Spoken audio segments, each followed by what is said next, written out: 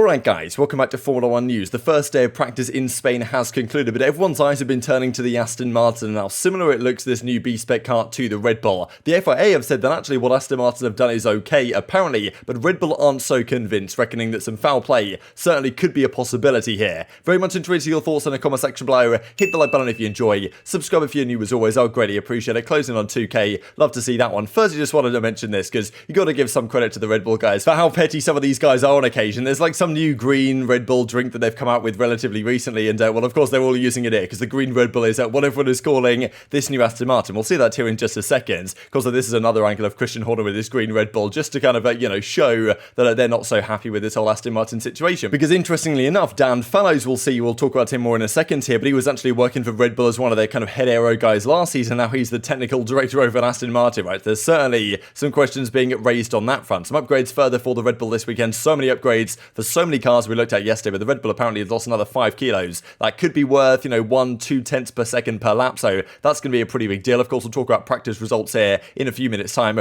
We've got to talk about this car then. So this is what the Aston Martin looks like yesterday, if you guys missed it. This to me was kind of the killer angle, right? Because, the Red Bull side pod has that very distinctive kind of, two sections to it, the line running down the middle. Also, just keep an eye on this floor here, the kind of the way this kind of moves in and out again, then up and down a little bit. This is exactly what is going on with the Red Bull. This is another image of the new Aston Martin, like a very different looking car, of course, to the A-Spec that they've been running so far this season, that obviously they haven't really had all that much success with. But you can see exactly how this looks and how similar it is to this, of course, on the Red Bull. So as you can see, the top version, a very similar sidepod design. Also, just pay attention to the floor. I didn't really talk about it in great detail yesterday, but look how similar this kind of in and out design is, up and down, pretty much identical as to what's going on here on the Aston Martin, right? So obviously, there has been some, they've obviously looked at this and said, okay, yeah, that's probably a good idea. Let's give it a go. Now, of course, the teams are allowed to take inspiration from other teams, but kind of, copy and pasting like this, as you could argue, might be considered something rather different. Now, well, this was rather interesting because the FIA said, okay, look, you're going to bring your B-Spec car, we're going to have a look at it, right, to make sure nothing dodgy is going on. They've apparently conducted an investigation, the FIA, as to whether effectively they copied illegally by using data from former Red Bull staff. That was kind of the key point, really, is again, some Red Bull staff and now work at Aston Martin, and they worked with Red Bull last year. In theory, they could have taken some of the data that was that,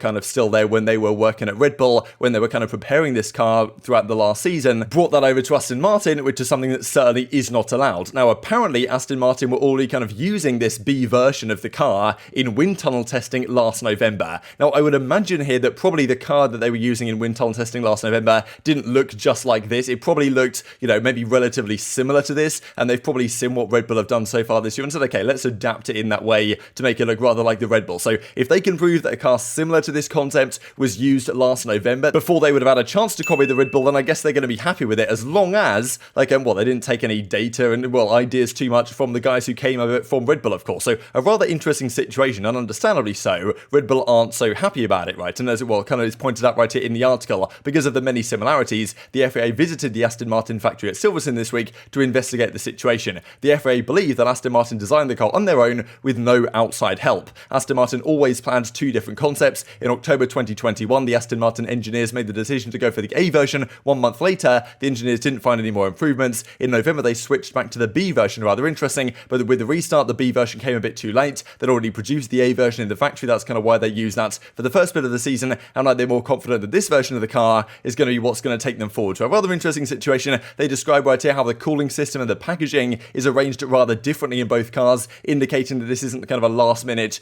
adaptation they've made based on what Red Bull have done, but they already kind of had this idea and have probably tweaked a few things based on what they've seen Red Bull do so far this season. So an interesting situation, but Red Bull, understandably, are wondering if this is actually legal, as is described right here. Red Bull have also wondered whether those defectors that left Red Bull to go and work for Aston Martin have taken more than just their knowledge with them. This is a quote, I believe, from Christian Horner. We'll see it in more detail in a second, but, being copied is the greatest form of flattery. However, a possible transfer of intellectual property would constitute an infringement and would be a cause for great concern, say Red Bull. This kind of, the full quote right here. It's quite a thing to instruct your team to come up with a very close-looking clone of our car. A few people have moved over in the winter period from Red Bull to Aston Martin. What you can't control is what they take in their heads. But what would be of grave concern is if any IP itself, intellectual property, in any way has changed hands. That's where we rely on the FIA to do their job. They have all the access, and we will be relying on them heavily to ensure that no Red Bull IP has found its way into that car. So, of course, the guys can have their ideas, but whether any data or information has been transferred, that, of course, would be an infringement, right? And, potentially potential consequences could come as a result. Now, this is the quote from Helmut Marko. We know what Marko's like, right? You know, sometimes he says stuff which might not be a true reflection of reality. But look, we've got to talk about it regardless, because as he describes, like some of this, you know, some of the statements here are quite strong, let's just say. According to the current status, yes, copying is not prohibited, but you also have to take into account that 7 people were poached from us, not just Dan Fallows, who was one of the head guys at Red Bull, now is pretty much the head guy from a technical perspective at Aston Martin. That our chief aerodynamicist was brought to Aston Martin for a disproportionately high fee,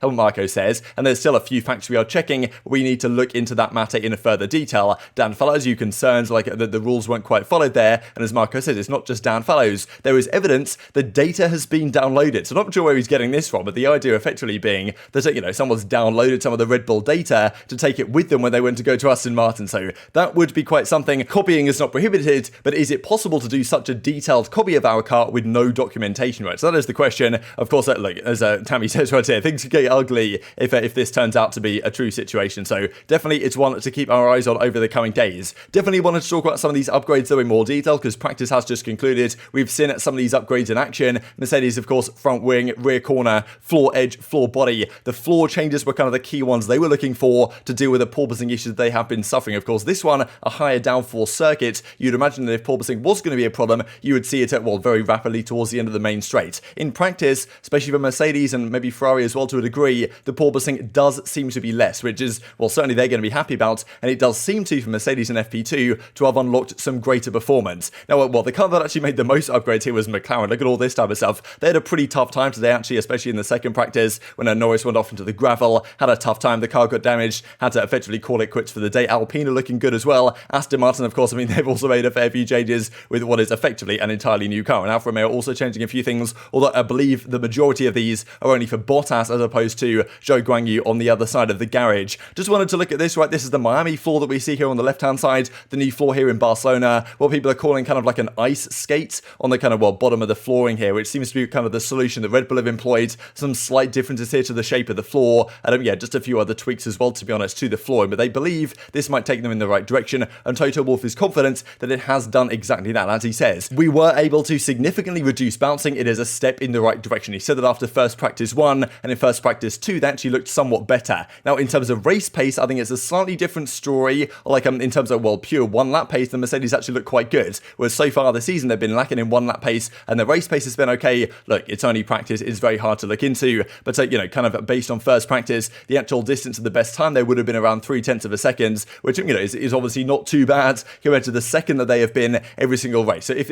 it does work out like that, of course, in reality, in qualifying and in the race, I'm sure Mercedes will be quite happy about the steps in progress that they have taken this weekend. Of course, Ferrari as well, they're looking to kind of catch up to the Red Bull guys, and it did seem like the cars were bouncing less on the straights than they were before. Charles Leclerc, of course, is confident that they can get back to the top. I expect to get back on top. We aim for progress on top speed and in the low speed corners. A lot has changed since February, so kind of the practice they had then pre-season is not necessarily going to be replicated now. This was the first practice qualification times or classification times. Rather interesting, just a few things to note here, especially because Nick de Vries outperformed Latifi in the same car. So that's kind of the big thing there, really, whereas what's going on with Williams, whether Latifi is going to be gone. Of course, de Vries replaced Albon here due to the kind of young driver thing that these guys have going on. Kubica actually outperformed Bottas as well. I thought it was kind of cool. So fair play to Robert Kubica stepping in. I'm not really sure what he even did, to be honest. Not sure what the reasoning behind that is. You guys can let me know in the comment section below. Yuri Vips didn't have the greatest time, in fairness, and he also was kind of, I think he got a reprimand or something holding up Hamilton, or maybe it wasn't holding up Hamilton. I think he maybe infringed on Russell, and then there was also Alonso that, well, kind of held up Hamilton a bit. So bit of a mess, honestly, that first session. But well, we go into the second practice session, and this was rather interesting early on, right? The top 3 for a brief period of time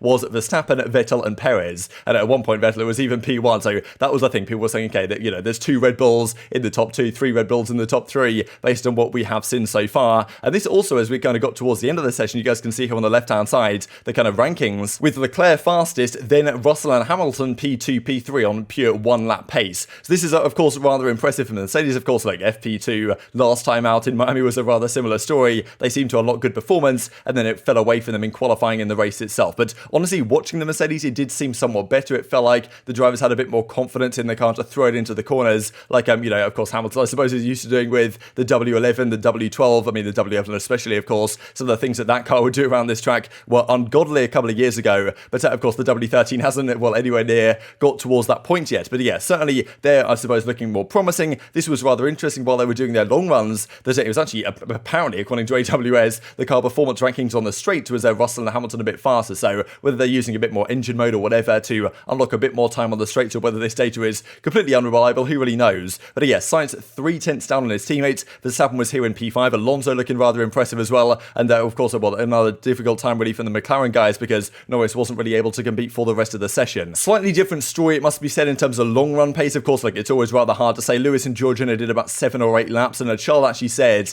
that his medium tyre was degrading very rapidly, and kind of the tyre degradation has been a big issue for Ferrari as of late compared to the Red Bull guys. So it seems like that was making things challenging for the Ferrari as it kind of the time progressed in these kind of stints that they did, and maybe it would have got even worse for Lewis and George in the Mercedes had they continued onwards. But yeah, it seems like Max was setting the pace at a 1:26.0 during those 12 laps, so it does still seem to show, at least in terms of race pace right now. Of course, it's only practice, despite what we saw in the 1 lap pace, that the Red Bull does still have an advantage this weekend. One more thing to mention here before we close out the video, because some drama going on really about last week or a couple of weeks ago in Miami when Alonso kind of received that post-race penalty that he wasn't particularly happy about. And he's basically said that, he reckons that the stewards nowadays don't really know what they're doing. They don't really know, they haven't really raced. They don't really know how to be a race director. And this is one of the particular quotes. We believe that it was very unfair that the kind of penalty got post-race and just incompetence from the stewards. They were not very professional in Miami. I missed one corner and then gave back the time on the lap. They took the decision without asking for any proof. So Alonso and the Alpine guys weren't happy about this one at all. I believe he's going to have to talk to the stewards or whatever, go to the FA to try to explain his comments here, but I don't really cares too much at this point. But interested to hear your thoughts on all this stuff in the comment section below. And it does seem like Josh Capito from the Williams side is pulling out the reds here in the hope that Albon can actually do something this weekend, because don't have all that much faith in Latifi that he's going to pull out any points. But very much enjoyed your thoughts in the comment section below. Hit the like button if you enjoyed, subscribe if you're new as always. Take care of yourselves, and I'll see you next time.